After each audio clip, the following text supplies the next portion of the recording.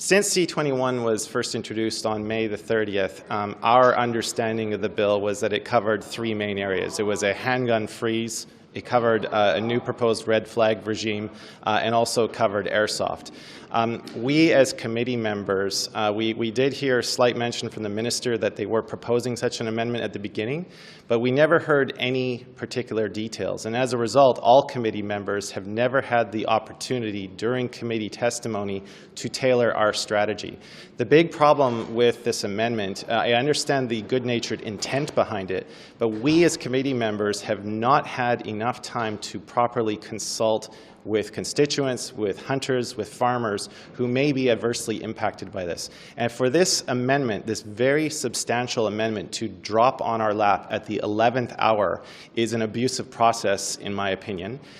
It needs more time for us to properly assess the impact. So I know this opinion is shared by a number of committee members, and we are doing our best to present some options, but we're not really there yet, is what I would say.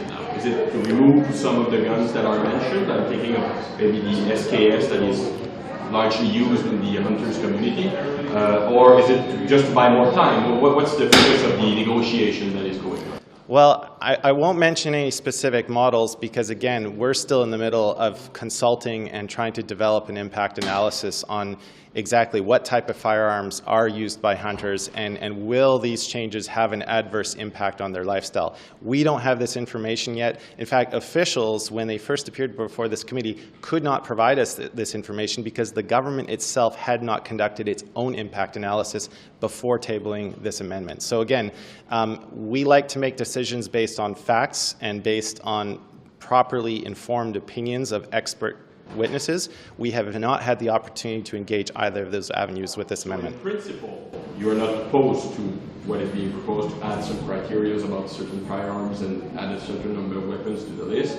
but it's more in the way that's being done.